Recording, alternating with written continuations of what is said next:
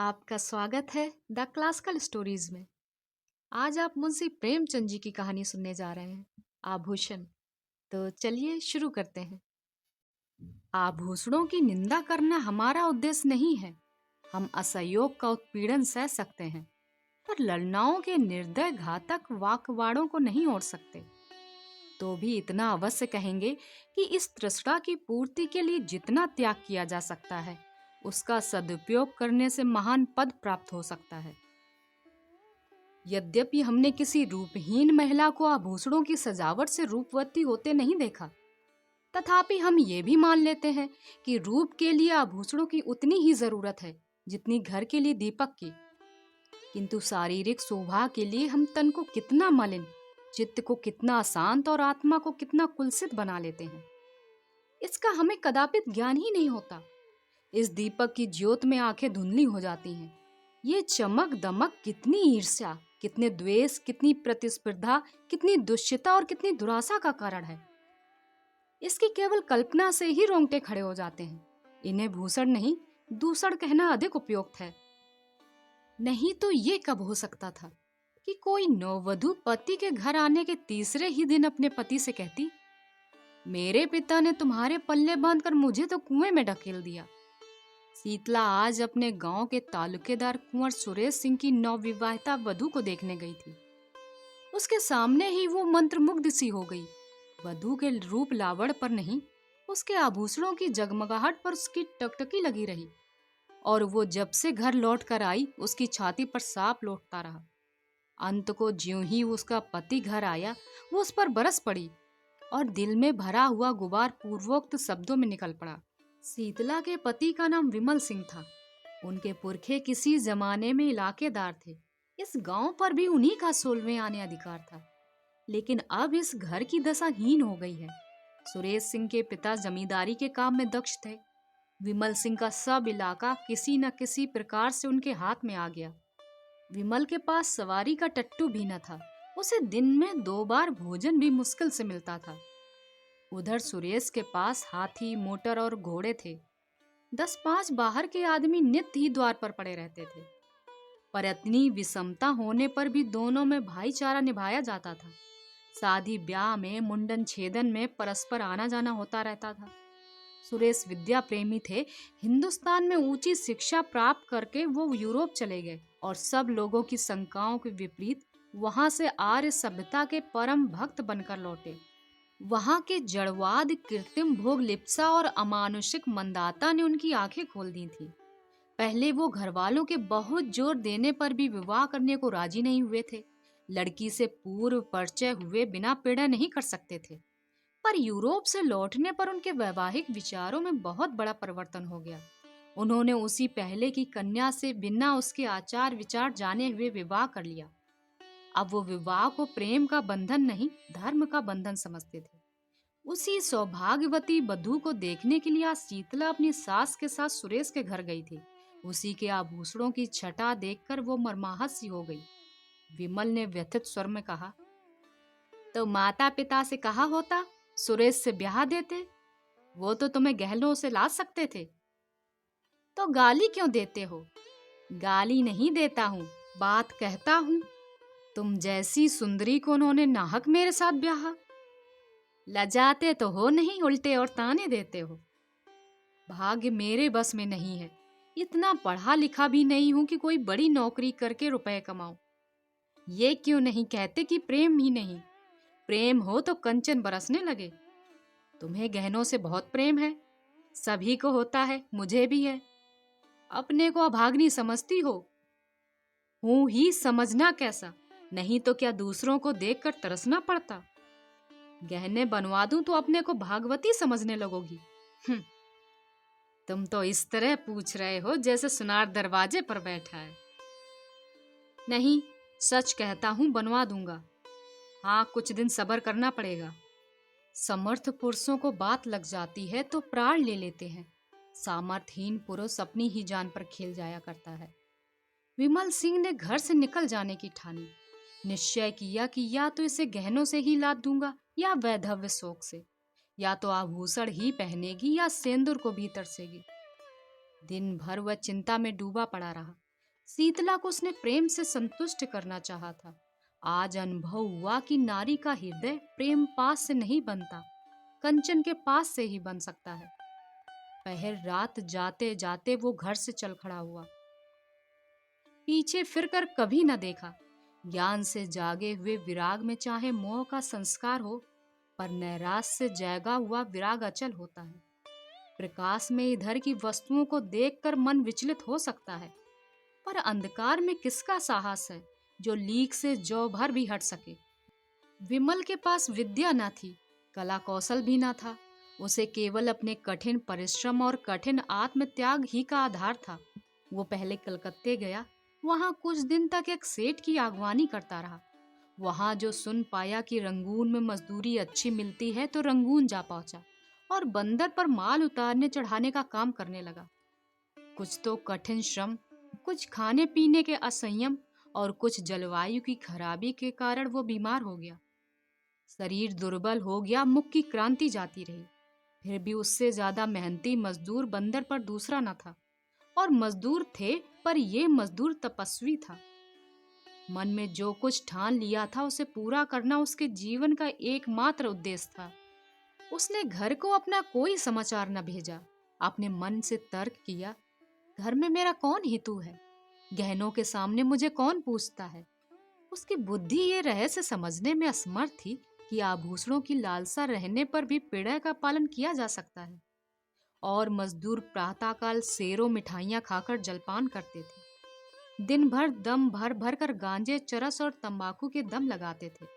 अवकाश पाते ही बाजार की सैर करते थे।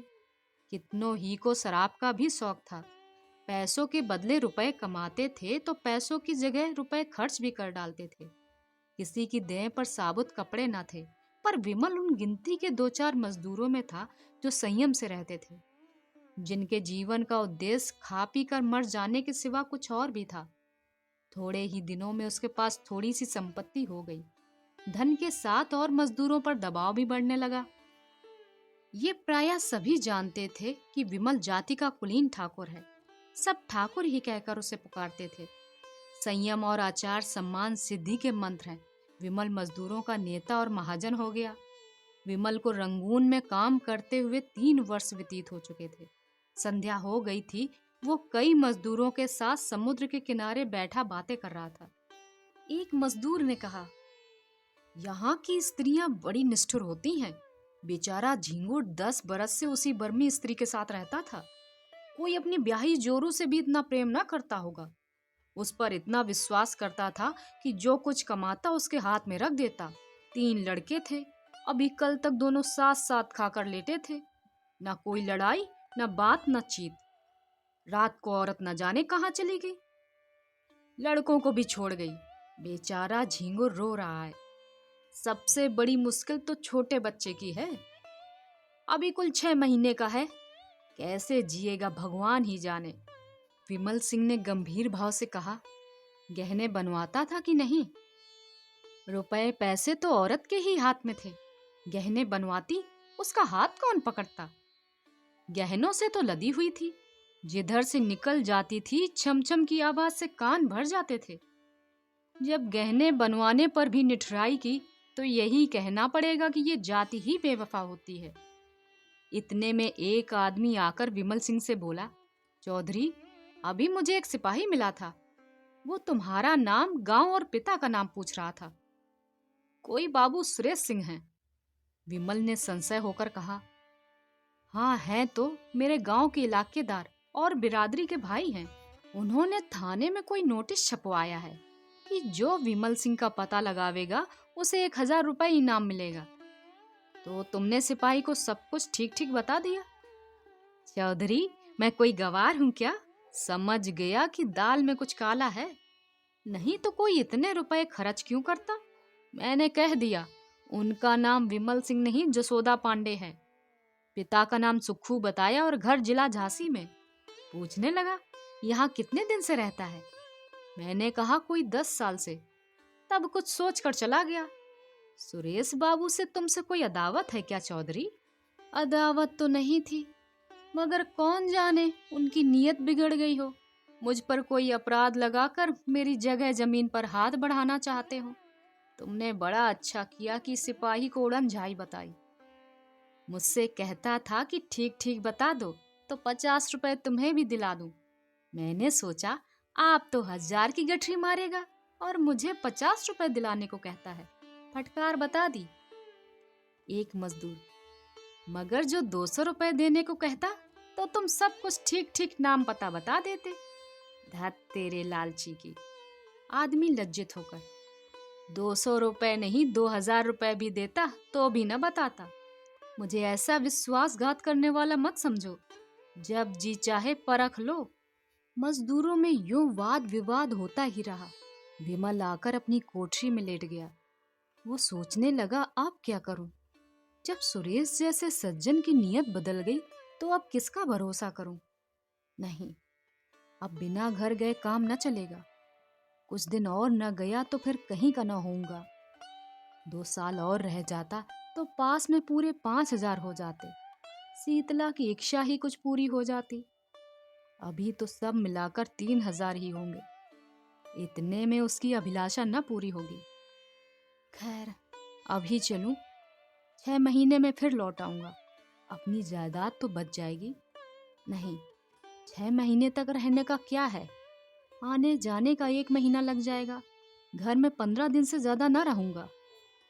वहां कौन पूछता है आऊं या जाऊं, मरूं या जीऊं। वहां तो गहनों से प्रेम है। इस तरह मन में निश्चय करके वह दूसरे दिन रंगून से चल पड़ा। संसार कहता है कि गुड़ के सामने रूप की कोई हस्ती नहीं। हमारे नीति शास्त्र के आचार्यों का भी यही कथन है। पर वास्तव में ये कितना भ्रममूलक है। कुंवर सुरेश सिंह की नववधू मंगला कुमारी गृह कार्य में निपुण, पति के इशारे पर प्राण देने वाली, अत्यंत विचारशीला और मधुर भाषणी, धर्म में भीरू स्त्री थी।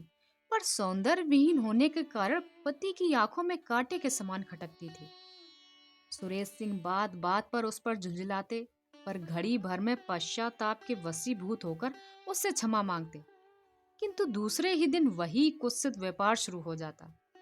विपत्ति ये थी कि उनके आचरण अन्य रईसों की भांति भ्रष्ट न थे। वो दाम्पत्य जीवन में ही आनंद, सुख, शांति, विश्वास, प्रायः सभी ऐहिक और परमार्थिक उद्देश्य पूरा करना चाहते थे। और दाम्पत्य सुख से वंचित होकर उन्हें अपना समस्त जीवन नीरस, स्वाधीन और कुंठित जान पड़ता था। हल ये हुआ कि मंगला को अपने ऊपर विश्वास न रहा। वो अपने मन से कोई काम करते हुए डरती कि स्वामी नाराज होंगे। स्वामी को खुश रखने के लिए अपनी भूलों को छिपाती, बहाने करती, झूठ बोलती। नौकरों को अपराध लगाकर आत्मरक्षा करना चाहती। पति को प्रसन्न रखने के लिए उसने अपने गुणों की, अपनी आत्मा की अवहेलना की, पर उठने के बदले वो पति की नजरों से गिरती ही गई।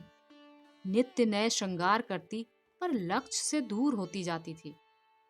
पति की एक मधुर मुस्कान के लिए, उनके अधरों से एक मीठे शब्द के लिए उसका प्यासा हृदय तड़प तड़प कर रह जाता था। लावण्य विहीन स्त्री वो भिक्षुक नहीं जो चंगुल भर आटे से संतुष्ट हो जाए। वो भी पति का संपूर्ण अखंड प्रेम चाहती है, और कदाचित सुंदरियों से अधिक, क्योंकि वह इसके लिए असाधारण प्रयत्न और अनुष्ठान करती है। मंगला इस प्रयत्न में निष्फल होकर और भी संतप्त होती थी। धीरे धीरे पति पर से उसकी श्रद्धा उठने लगी। उसने तर्क किया कि ऐसे क्रूर, हृदय शून्य, कल्पनाहीन मनुष्य मैं भी उसी का सा व्यवहार करूंगी। जो पुरुष रूप का भक्त है वो प्रेम भक्ति के योग्य नहीं।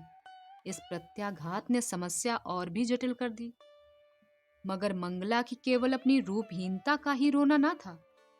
शीतला का अनुपम रूप लालित्य भी उसकी कामनाओं का बाधक था, बल्कि ये उसकी आशालताओं पर पड़ने वाला तुषार था। मंगला सुंदरी ना सही, पर पति पर जान देती थी। जो अपने को चाहे उससे हम विमुख नहीं हो सकते। प्रेम की शक्ति अपार है। पर शीतला की मोटी सुरेश के हृदय द्वार पर बैठी हुई मंगला को अंदर न जाने देती थी। चाहे वो कितना ही वेश बदल कर आवे, सुरेश इस मूर्ति को हटाने की चेष्टा करते थे, उसे बलात् निकाल देना चाहते थे। किंतु सौंदर्य का आधिपत्य धन के आधिपत्य से कम दुर्विनार नहीं होता। जिस दिन शीतला इस घर में मंगला का मुख देखने आई थी, उसी दिन सुरेश की आंखों ने उसकी मनोहर छवि को एक झलक देख ली थी। वो एक झलक मानो एक क्षणिक क्रिया थी, जिसने एक ही धावे में समस्त हृदय राज्य को जीत लिया, उस पर अपना आधिपत्य जमा लिया। सुरेश एकांत में बैठे हुए शीतला के चित्र को मंगला से मिलाते, ये निश्चय करने के लिए कि उनमें क्या अंतर है, एक क्यों मन को खींचती और दूसरी उसे क्यों हटाती है। पर उसके मन का ये खिंचाव केवल एक चित्रकार या कवि का रसा स्वाद मात्र था। वो पवित्र और वासनाओं से रहित था। वो मूर्ति केवल उसके मनोरंजन की सामग्री मात्र थी। ये अपने मन को बहुत समझाते, संकल्प करते कि अब मंगला को खुश रखूंगा। यदि वो सुंदर नहीं तो उसका क्या दोष। पर उनका ये सब प्रयास मंगला के सम्मुख जाते ही विफल हो जाता। वो बड़ी ही सूक्ष्म दृष्टि से मंगला के मन के बदलते हुए भावों को देखते थे, पर एक पक्षाघात पीड़ित मनुष्य की भांति घी के घड़े को लुढ़कते देखकर भी रोकने का कोई उपाय न कर सकते थे। परिणाम क्या होगा ये सोचने का उन्हें साहस ही ना होता था। पर जब मंगला ने अंत को बात बात में उनकी तीव्र आलोचना करना शुरू कर दिया, वह उनसे उच्च श्रृंखलता का व्यवहार करने लगी, तो उसके प्रति उनका वह उतना सौहार्द भी विलुप्त हो गया। घर में आना जाना छोड़ दिया। एक दिन संध्या समय बड़ी गर्मी थी, पंखा झलने से आग और भी दहकती थी। कोई सैर करने बगीचों में भी ना जाता था। पसीने की भांति शरीर से सारी स्फूर्ति बह गई थी। जो जहां था वहीं मुर्दा पड़ा था। आग से सेके हुए मृदंग की भांति लोगों के स्वर कर्कश हो गए थे। साधारण बातचीत में भी लोग उत्तेजित हो जाते थे, जैसे साधारण संघर्षण से वन के वृक्ष जल उठते हैं। सुरेश सिंह कभी 4 कदम टहलते, फिर हाँफ कर बैठ जाते। नौकरों पर झुल्ला रहे थे कि जल्द जल्द छिड़काव क्यों नहीं करते। सहसा उन्हें अंदर से गाने की आवाज सुनाई दी। चौंके, फिर क्रोध आया। मधुर गान कानों को अप्रिय जान पड़े। ये क्या बेवक्त की सहनाई है। यहाँ गर्मी के मारे दम निकल रहा है और इन सबको गाने की सूझी है। मंगला ने बुलाया होगा, और क्या। लोग नाहक कहते हैं कि स्त्रियों का जीवन का आधार प्रेम है। उनके जीवन का आधार वही भोजन, निद्रा, राग, रंग, आमोद प्रमोद है, जो समस्त प्राणियों का है। घंटे भर सुन चुका, ये गीत कभी बंद होगा भी या नहीं। सब व्यर्थ में गला फाड़ फाड़ कर चिल्ला रही हैं। अंत को ना रहा गया। जनाने खाने में आकर बोले, ये तुम लोगों ने क्या कांव कांव मचा रखी है। ये गाने बजाने का कौन सा समय है। बाहर बैठना मुश्किल हो गया। सन्नाटा छा गया, जैसे शोरगुल मचाने वाले बालकों में मास्टर पहुंच जाए। सभी ने सिर झुका लिए और सिमट गईं। मंगला तुरंत उठकर सामने वाले कमरे में चली गई, पति को बुलाया और आहिस्ते से बोली, क्यों इतना बिगड़ रहे हो। मैं इस वक्त गाना नहीं सुनना चाहता। तुम्हें सुनाता ही कौन है। क्या मेरे कानों पर भी तुम्हारा ही अधिकार है। फिजूल की बमचक। तुमसे मतलब। मैं अपने घर में ये कोलाहल न मचने दूंगा। तो मेरा घर कहीं और है। सुरेश सिंह इसका उत्तर ना देकर बोले, इन सबसे कह दो फिर किसी वक्त आवे। मंगला, इसलिए कि तुम्हें इनका गाना अच्छा नहीं लगता। हाँ, इसीलिए। तुम क्या सदा वही करते हो जो मुझे अच्छा लगे। तुम्हारे यहाँ मित्र आते हैं, हंसी ठट्टे की आवाज अंदर सुनाई देती है। मैं कभी नहीं कहती कि इन लोगों का आना बंद कर दो। तुम मेरे कामों में दस्तंदाजी क्यों करते हो। सुरेश ने तेज होकर कहा, इसलिए कि मैं घर का स्वामी हूं। तुम बाहर के स्वामी हो, यहाँ मेरा अधिकार है। क्यों व्यर्थ की बकबक करती हो। मुझे चिढ़ाने से क्या मिलेगा। मंगला जरा देर चुपचाप खड़ी रही। वह पति के मनोगत भावों की मीमांसा कर रही थी। फिर बोली, अच्छी बात है। जब इस घर में मेरा कोई अधिकार नहीं तो ना रहूंगी। अब तक भ्रम में थी, आज तुमने वो भ्रम मिटा दिया।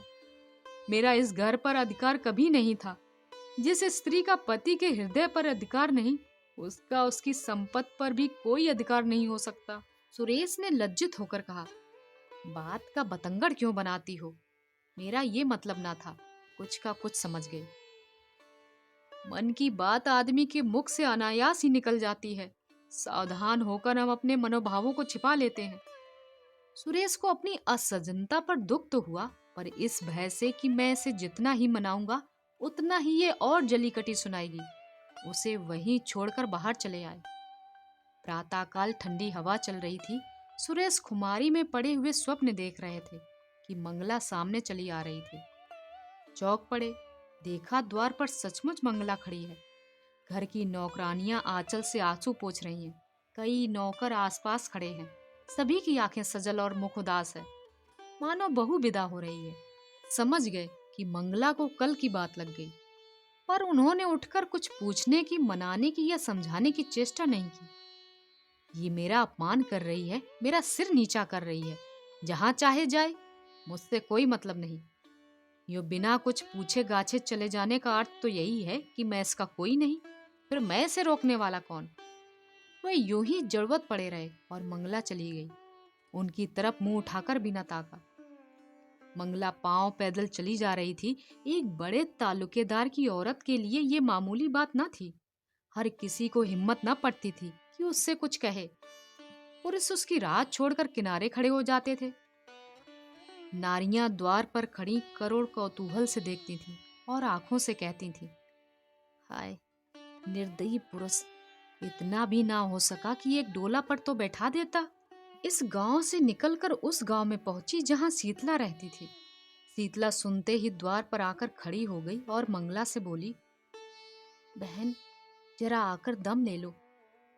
मंगला ने अंदर जाकर देखा तो मकान जगह जगह से घिरा हुआ था। दलान में एक वृद्धा खाट पर पड़ी थी। चारों ओर दरिद्रता के चिन्ह दिखाई देते थे। ये क्या हुआ? जो भाग्य में लिखा था। कुंवर जी ने कुछ कहा सुना था। मुझसे कुछ न कहने पर भी तो मन की बात छिपी नहीं रहती। अरे तो क्या बात अब यहां तक आ गई? दुख की अंतिम दशा संकोचहीन होती है। मंगला ने कहा, चाहती तो अब भी वहीं पड़ी रहती, उसी घर में जीवन कट जाता, पर जहां प्रेम नहीं, पूछ नहीं, मान नहीं, वहां अब नहीं रह सकती। तुम्हारा मैका कहाँ है? मैके कौन मुंह लेकर जाऊंगी? तब कहाँ जाओगी? ईश्वर के दरबार में पूछूंगी कि तुमने मुझे सुंदरता क्यों नहीं दी, बस सूरत क्यों बनाया। बहन स्त्री के लिए इससे अधिक दुर्भाग्य की बात नहीं कि वो रूपहीन हो।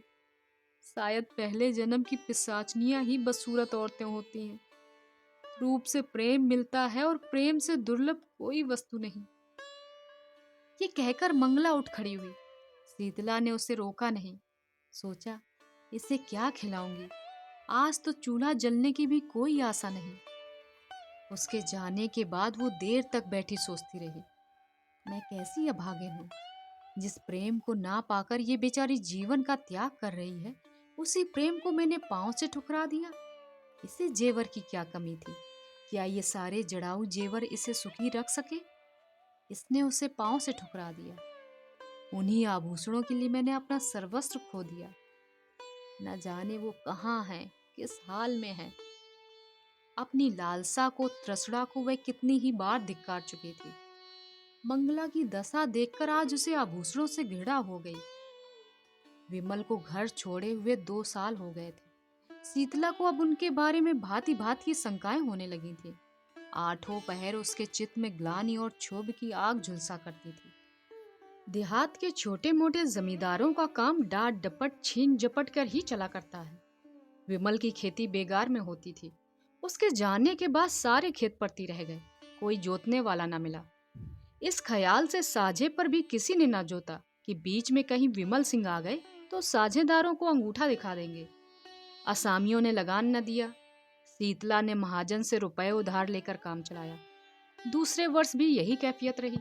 अब की महाजन ने रुपए नहीं दिए। शीतला के गहने सिर पड़ गई। दूसरा साल समाप्त होते होते घर की सब लेई पूंजी निकल गई। फाके होने लगे। बूढ़ी सास, छोटा देवर, नंद और आप, 4 प्राणियों का खर्च था। नात हित भी आते ही रहते थे। उस पर यह मुसीबत और हुई कि मैके में एक फौजदारी हो गई। पिता और बड़े भाई उसमें फंस गए। 2 छोटे भाई, एक बहन और माता, 4 प्राणी और सर पर आ डटे। गाड़ी पहले मुश्किल से चलती थी, अब जमीन में धंस गई। प्रातः काल से कलह आरंभ हो जाता। समधिन से साले बहनोई से गुथ जाते। कभी तो अन्न के अभाव से भोजन ही न बनता, कभी भोजन बनने पर भी गाली गलौज के कारण खाने की नौबत ना आती। लड़के दूसरों के खेतों में जाकर गन्ने और मटर खाते, बुढ़िया दूसरों के घर जाकर अपना दुखड़ा रोती और ठाकुर सुहाती करती। पुरुष की अनुपस्थित में स्त्री के मायके वालों का प्राधान्य हो जाता है। इस संग्राम में प्रायः विजय पताका मायके वालों के ही हाथ में रहती है। किसी भांति घर का अनाज आ जाता तो उसे पीसे कौन। शीतला की माँ कहती, 4 दिन के लिए आई हूँ तो क्या चिक्की चलाऊं? सास कहती, खाने की बेर तो बिल्ली की तरह लपकेंगी, पीसते क्यों जान निकलती है। विवश होकर शीतला को अकेले पीसना पड़ता। भोजन के समय वो महाभारत मचता कि पड़ोस वाले तंग आ जाते। शीतला कभी माँ के पैर पकड़ती, कभी सास के चरण पकड़ती, लेकिन दोनों ही उसे झिड़क देती। माँ कहती, तूने हमें यहाँ बुलाकर हमारा पानी उतार लिया। सास कहती, मेरी छाती पर सौत लाकर बैठा दी, अब बातें बनाती है। इस घोर विवाद में शीतला अपना विरह शोक भूल गई। सारी अमंगल शंकाएं इस विरोधाग्नि में शांत हो गई। बस अब यही चिंता थी कि इस दशा से छुटकारा कैसे हो। माँ और सास दोनों ही का यमराज के सिवा और कोई ठिकाना ना था, पर यमराज उनका स्वागत करने के लिए बहुत उत्सुक नहीं जान पड़ते थे। सैकड़ों उपाय सोचती, पर उस पथिक की भांति जो दिन भर चलकर भी अपने द्वार पर ही खड़ा हो। उसकी सोचने की शक्ति निश्चल हो गई थी। चारों तरफ निगाहें दौड़ाती, कहीं कोई शरण का स्थान है, पर कहीं निगाह न जमती। एक दिन वो इसी नैराश की अवस्था में द्वार पर खड़ी थी। मुसीबत में चित्त की उद्विग्नता में इंतजार में द्वार से हमें प्रेम हो जाता है। सहसा उसने बाबू सुरेश सिंह को सामने से घोड़े पर जाते देखा। उनकी आंखें उसकी ओर फिरी। आंखें मिल गईं, वो झिझक कर पीछे हट गई। किवाड़ बंद कर लिए।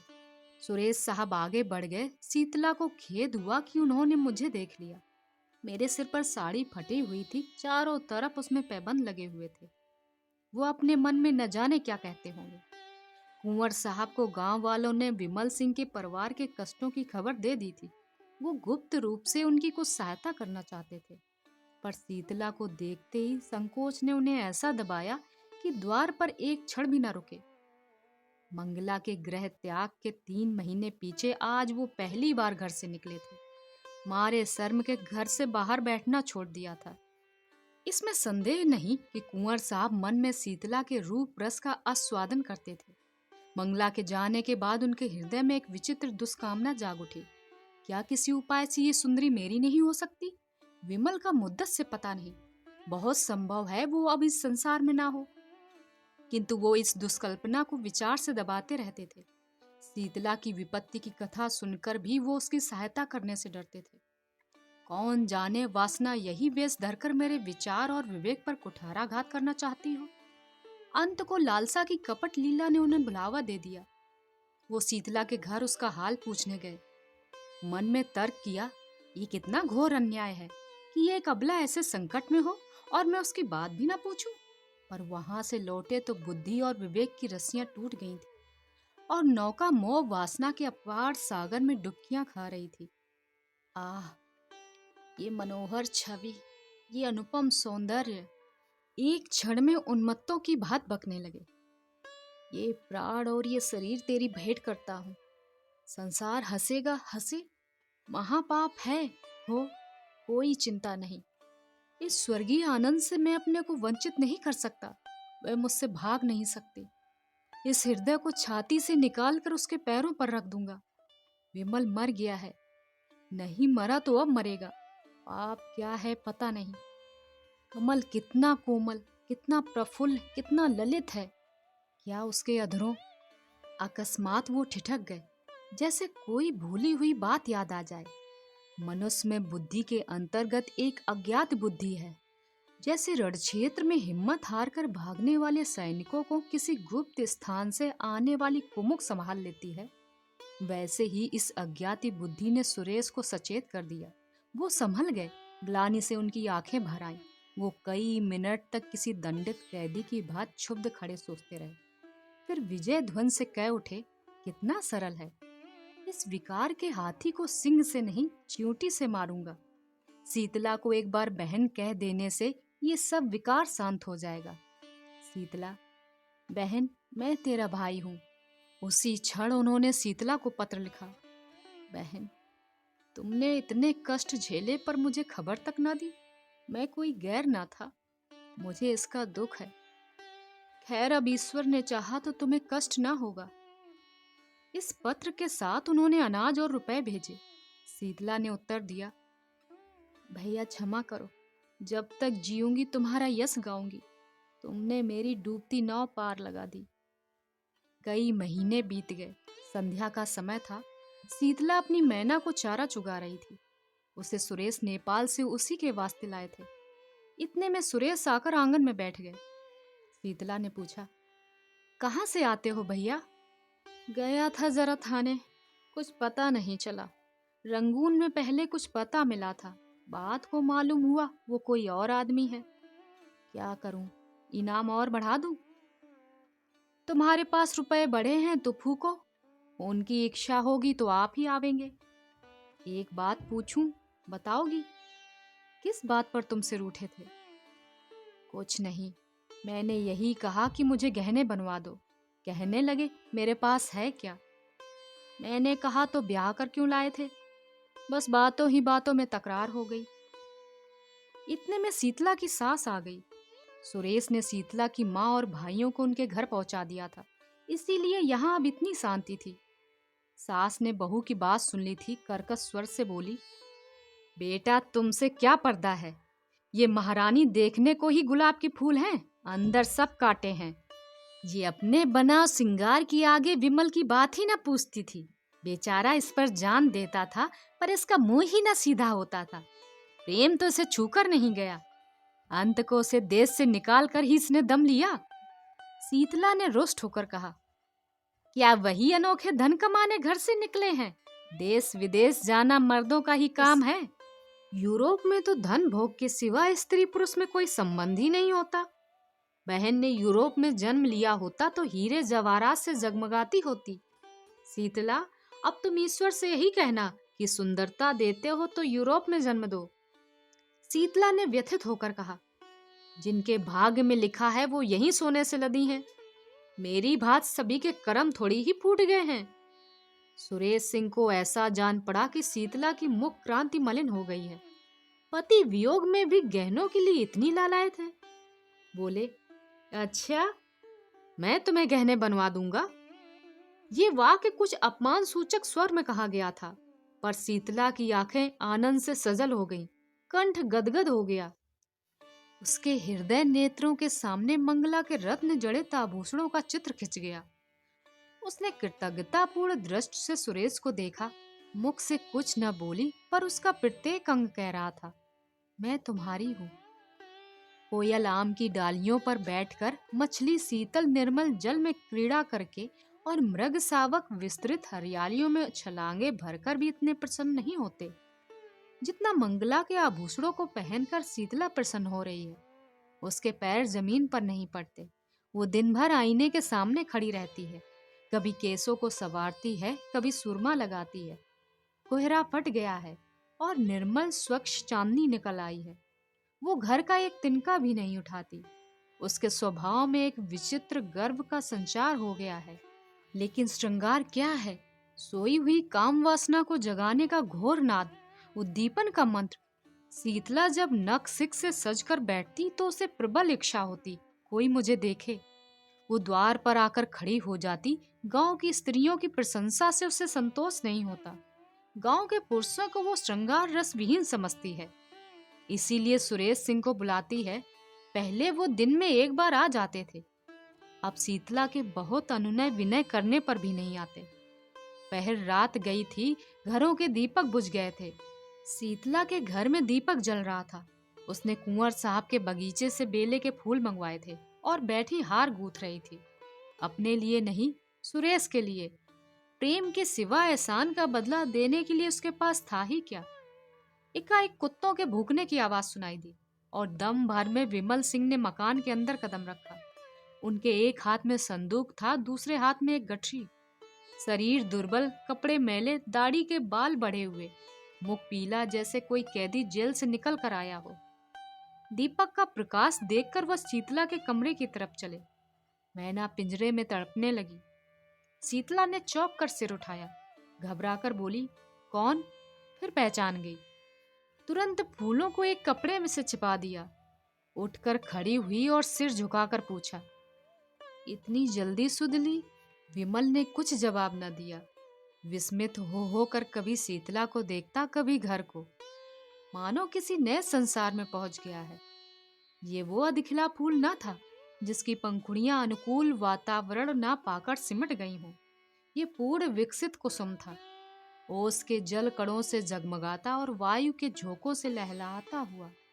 विमल उसकी सुंदरता पर पहले ही मुग्ध था, पर ये ज्योति वो अग्निज्वाला थी जिससे हृदय में ताप और आंखों में जलन होती थी। ये आभूषण, ये वस्त्र, ये सजावट। उसके सिर में एक चक्कर सा आ गया, जमीन पर बैठ गया। इस सूर्यमुखी के सामने बैठते उसे लज्जा आती थी। शीतला अभी तक स्तंभित खड़ी थी।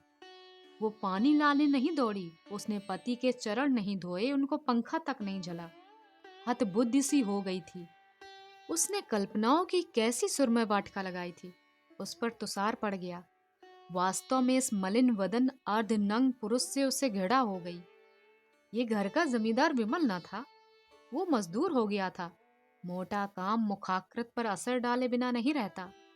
मजदूर सुंदर वस्त्रों में भी मजदूर ही रहता है। सहसा विमल की माँ चौंकी। शीतला के कमरे में आई तो विमल को देखते ही मात्र स्नेह से विहल होकर उसे छाती से लगा लिया। विमल ने उसके चरणों पर सिर रखा। उसकी आंखों से आंसुओं की गरम गरम बूंदें निकल रही थी। माँ पुलकित हो रही थी, मुख से बात ना निकलती थी। एक क्षण में विमल ने कहा, अम्मा। कंठ ध्वन ने उसका आशय प्रकट कर दिया। माँ ने प्रश्न समझकर कहा, नहीं बेटा, ये बात नहीं है। विमल, ये देखता क्या हूं? माँ, स्वभाव ही ऐसा है तो क्या करें? विमल, सुरेश ने मेरा हुलिया क्यों लिखवाया था? तुम्हारी खोज के लिए। उन्होंने दया न की होती तो आज घर में किसी को जीता न पाते। बहुत अच्छा होता। शीतला ने ताने से कहा, अपनी ओर से तुमने सबको मार ही डाला था, फूलों की सेज नहीं बिछा गए थे। अब तो फूलों की सेज ही बिछी देखता हूं। तुम किसी के भाग्य के विधाता हो। विमल सिंह उठकर क्रोध से कांपता हुआ बोला, अम्मा, मुझे यहां से ले चलो। मैं इस पिशाचनी का मुंह नहीं देखना चाहता। मेरी आंखों में खून उतरता चला आता है। मैंने इस कलंकनी के लिए 3 साल तक जो कठिन तपस्या की, उससे ईश्वर मिल जाता, पर इसे न पा सका। ये कहकर वो कमरे से निकल आया और माँ के कमरे में लेट रहा। माँ ने तुरंत उसका मुंह और हाथ पैर धुलाए। वो चूल्हा जलाकर पूरियां पकाने लगी, साथ साथ घर की विपत्ति कथा भी कहती जाती थी। विमल के हृदय में सुरेश के प्रति जो विरोधाग्नि प्रज्वलित हो रही थी, वो शांत हो गई, लेकिन हृदय दाह ने रक्त दाह का रूप धारण किया। जोर का बुखार चढ़ाया। लंबी यात्रा की थकान और कष्ट तो था ही, बरसों के कठिन श्रम और तप के बाद ये मानसिक संताप और भी दुस्साह हो गया। सारी रात वो अचेत पड़ा रहा। माँ बैठी पंखा झलती और रोती थी। दूसरे दिन भी वो बेहोश पड़ा रहा। शीतला उसके पास एक क्षण के लिए भी ना आई। इन्होंने मुझे कौन से सोने के कौर खिला दिए जो इनकी धौस सहूं? यहाँ तो जैसे कंता घर रहे वैसे रहे विदेश। किसी की फूटी कौड़ी नहीं जानती। बहुत ताव दिखाकर गए थे, क्या लाद लाए। संध्या के समय सुरेश को खबर मिली, तुरंत दौड़े हुए आए। आज 2 महीने बाद उन्होंने उस घर में कदम रखा। विमल ने आंखें खोली, पहचान गया। आंखों से आंसू बहने लगे। सुरेश के मुखारविंद पर दया की ज्योति झलक रही थी।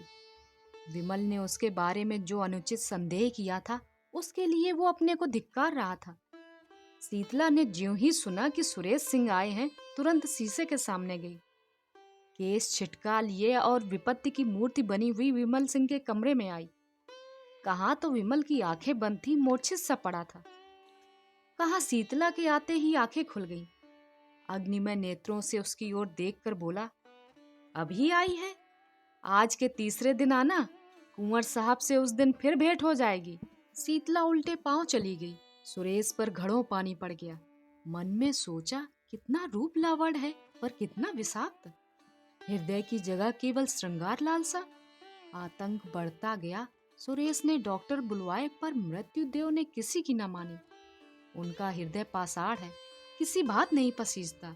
कोई अपना हृदय निकाल कर रख दे, आंसुओं की नदी बहा दे, पर उन्हें दया नहीं आती। बसे हुए घर को उजाड़ना, लहलहाती हुई खेती को सुखाना उनका काम है। और उनकी निर्दयता कितनी विनोद में है। ये नित्य नए रूप बदलते रहते हैं। कभी दामनी बन जाते हैं, कभी पुण्यमाला, कभी सिंह बन जाते हैं, कभी सियार, कभी अग्नि के रूप में दिखाई देते हैं तो कभी जल के रूप में। तीसरे दिन पिछली रात को विमल की मानसिक पीड़ा और हृदय ताप का अंत हो गया। चोर दिन को कभी चोरी नहीं करता। यम के दूत प्रायः रात को ही सबकी नजर बचाकर आते हैं और प्राण रत्न को चुरा ले जाते हैं।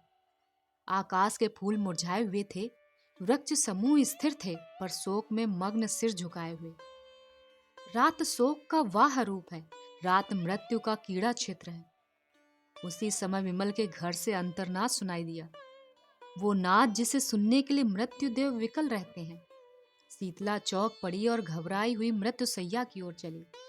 उसने मृत्युदेह पर निगाह डाली और भयभीत होकर पग पीछे हट गई।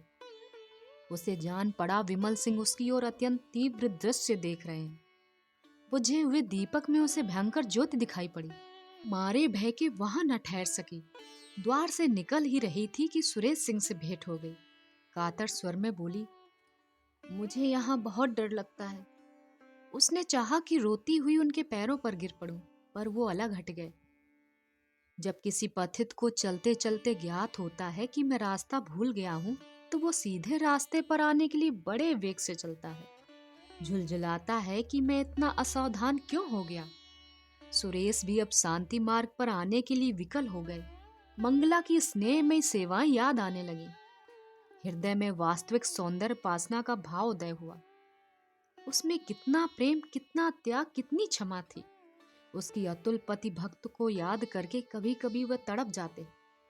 आह, मैंने घोर अत्याचार किया, ऐसे उज्जवल रत्न का आदर न किया। मैं यूं ही जड़वत पड़ा रहा और मेरे सामने ही लक्ष्मी घर से निकल गई। मंगला ने चलते चलते शीतला से जो बातें कही वो उन्हें मालूम थी, पर उन बातों पर विश्वास न होता था।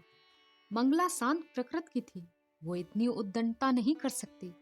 उनमें क्षमा थी, वो इतना विद्वेष नहीं कर सकती। उनका मन कहता था कि वो जीती है और कुशल से है। उसके मैके वालों को कई पत्र लिखे, पर वहां व्यंग और कटु वाक्यों के सिवा और क्या रखा था। अंत को उन्होंने लिखा, अब उस रत्न की खोज में स्वयं जाता हूँ। या तो उसको लेकर ही आऊंगा या कहीं मुंह में कालिक लगाकर डूब मरूंगा। इस पत्र का उत्तर आया, अच्छी बात है, जाइए, पर यहां से होते हुए जाइएगा। यहां से कोई आपके साथ चला जाएगा। सुरेश सिंह को इन शब्दों में आशा की झलक दिखाई दी। उसी दिन प्रस्थान कर दिया, किसी को साथ ना लिया। ससुराल में किसी ने उनका प्रेम में स्वागत नहीं किया। सभी के मुंह फूले हुए थे।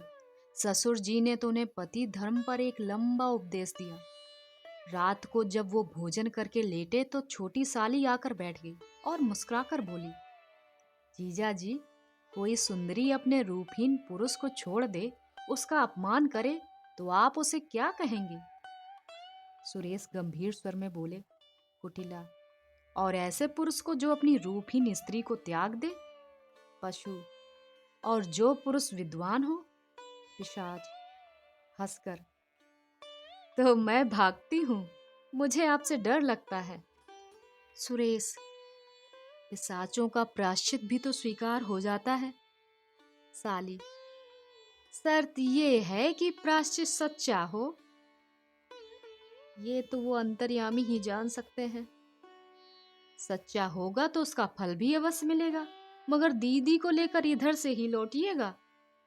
सुरेश की आशा नौका फिर डगमगाई। गिड़गड़ा कर बोले, प्रभा, ईश्वर के लिए मुझ पर दया करो, मैं बहुत दुखी हूँ। साल भर से ऐसा कोई दिन नहीं गया कि रोकर न सोया हूँ। प्रभा ने उठकर कहा, आपने किए का क्या इलाज? जाती हूँ, आराम कीजिए।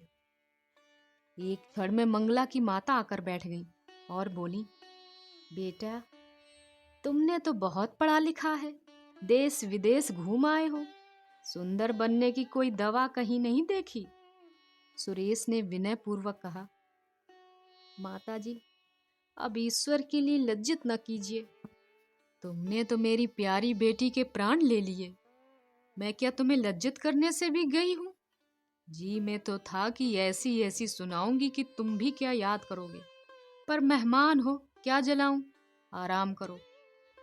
सुरेश आशा और भय की दशा में पड़े करवटें बदल रहे थे कि यकायक द्वार पर किसी ने धीरे से कहा, जाती क्यों नहीं? जागते तो हैं। किसी ने जवाब दिया, लाज आती है। सुरेश ने आवाज पहचानी। प्यासे को पानी मिल गया। एक क्षण में मंगला उनके सम्मुख आई और सिर झुकाकर खड़ी हो गई। सुरेश को उसके मुख पर एक अनूठी छवि दिखाई दी, जैसे कोई रोगी स्वास्थ्य लाभ पा चुका हो। रूप वही था पर आंखें और थीं। चलिए, कहानी की एंडिंग तो हैप्पी रही। रिश्तों में प्यार, विश्वास, सम्मान और अच्छी अंडरस्टैंडिंग होना बहुत जरूरी है। इससे रिश्तों में मजबूती आती है। सुंदरता तो एक उम्र के बाद ढली जाती है, पर गुणों में तो उम्र बढ़ने के साथ और निखार आता है। कहानी बहुत अच्छी थी। कहानी आपको पसंद आई हो तो कमेंट बॉक्स में ज़रूर कमेंट करें। चैनल पर नए हो तो सब्सक्राइब करें। धन्यवाद।